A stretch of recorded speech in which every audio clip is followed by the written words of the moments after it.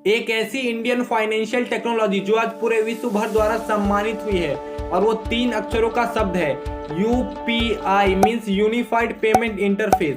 UPI एक ऐसा system है जिसे कोई भी ट्रांजेक्शन जीरो कॉस्ट और रियल टाइम यानी कुछ सेकंड में हो जाता है।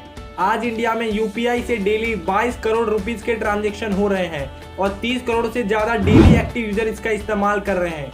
आज यूपीआई इतना सिंप्लीफाइड एंड एफिशिएंट इनोवेशन है कि इसके फीचर्स को देखकर गूगल ने यूएस गवर्नमेंट को एक ऐसी टेक्नोलॉजी लाने की सलाह दे डाली। लेकिन यूपीआई को लेकर शुरू से ही यूएसए गवर्नमेंट विरोध कर रही है। और क्यों वीजा, मास्टर कार्ड और कई बड़े बैंक्स यूएसए में यूपीआई को लेकर विरोध कर रहे हैं, क्या है इसके पीछे की कहानी, जानेंगे आज की वीडियो में। चलिए स्टार्ट करते हैं। ड्यू डेट को याद रखना व्हाई, टाइम पे पेमेंट करने का बताओ उपाय। मैं फॉरगेटफुल हूँ फॉर वन, ये मेंटल मैथ्स करना नॉट डन। ड्यू डेट याद नहीं रखना नाउ, यूपीआई ऑटो पे से अब लाइफ है वाव, अब लाइफ है वाव। दरअसल यूपीआई की शुरुआत 2016 में हुई थी।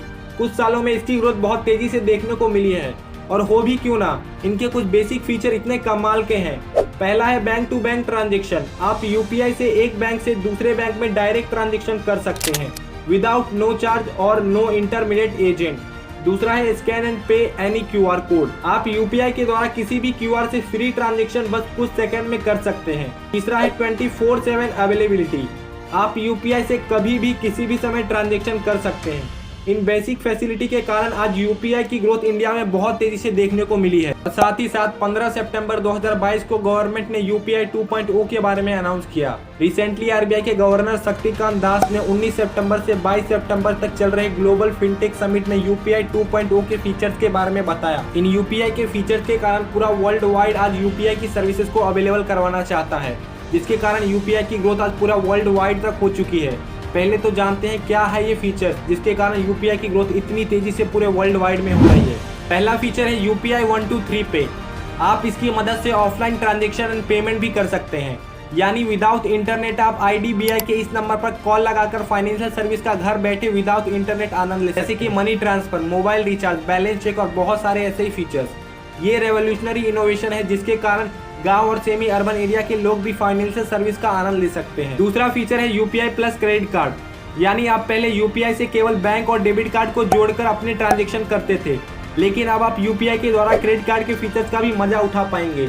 यूपीआई के इस क्रेडिट कार्ड को जोड़कर आप आसानी से क्रेडिट कार्ड के सारे ट्रांजैक्शन और पेमेंट कर सकते हैं। यूपीआई के इन फीचर्स के कारण आज पूरा वर्ल्ड इसको अवेलेबल करवाना चाहता है अपने अपने देशों में। लेकिन क्यों वो टेक कंट्री अमेरिका, जो कि हमेशा टेक्नोलॉजी में 2 कदम आगे रहना चाहती है, यूपीआई के इन फीचर्स को जानने के बावजूद भी अपने देश में अवेलेबल नहीं करवा रही है? क्या है इसके पीछे का कारण?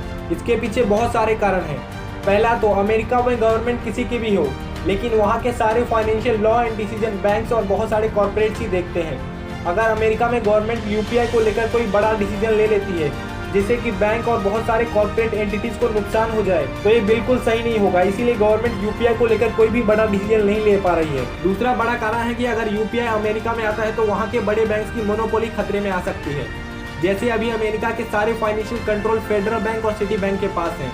सारे फाइनेंशियल लॉ एंड रेगुलेशन वही देखते हैं। लेकिन यूपीआई अगर एक ओपन सोर्स की तरह अमेरिका में आ जाता है जिससे कि लोग किसी भी बैंक में अपनी ट्रांजैक्शन फ्री में करवा लेंगे, तो लोग बड़े बैंक्स में अपने अकाउंट खोलने को प्रीफर नहीं करेंगे।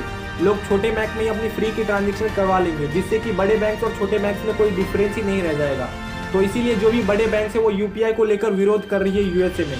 तीसरा और सबसे बड़ा कारण है यूपीआई फ्री ऑफ कॉस्ट है, जिसके कारण American company visa, master card के होश उड़ गए हैं।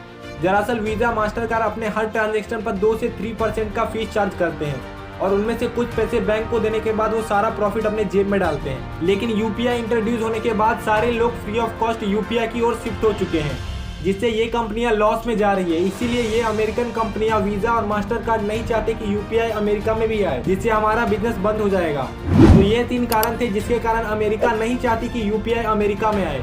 तो फ्यूचर में देखने वाली बात होगी कि क्या अमेरिका के पास कोई ऐसा ऑप्शन होगा जिससे कि वो टेक्नोलॉजी बिल्ड करके यूपीआई को बीट कर सकेगी, या फिर यूपीआई की एफिशिएंसी को देखकर, लोगों की भलाई सोचकर यूएसए गवर्नमेंट यूपीआई को अपने देश में लॉन्च करेगी। जानने वाली बात बहुत इंटरेस्टिंग होगी। कोई भी डिसीजन हो, लेकिन यूपीआई आज वर्ल्ड वाइड इंडिया का नाम रोशन कर रहा है। कमेंट सेक्शन में जरूर लिखिएगा यूपीआई के बारे में। और कैसे भारत पे ने मार्केट में एग्जिस्टिंग गूगल पे, पेटीएम, फोन पे को बीट करके 2.5 मिलियन कस्टमर को एक्वायर किया है और किस तरीके से उन्होंने यूनिकॉर्न तक का सफर तय किया है। जानना चाहते हो बिजनेस लेसन और वो वीडियो, तो लेफ्ट हैंड साइड वाला वीडियो जरूर क्लिक आउट करें। Thank you so much. मिलते हैं नेक्स्ट वीडियो में। वीडियो को लाइक जरूर कर दीजिए और कमेंट सेक्शन में जरूर लिखिएगा वीडियो कैसा था। अगर चैनल पे पहली बार आए हैं तो सब्सक्राइब जरूर कर ले चैनल को, जिसका नाम है बिजनेस बायोग्राफी। बिजनेस का अल्टीमेट ज्ञान आपको यहीं पे मिलेगा।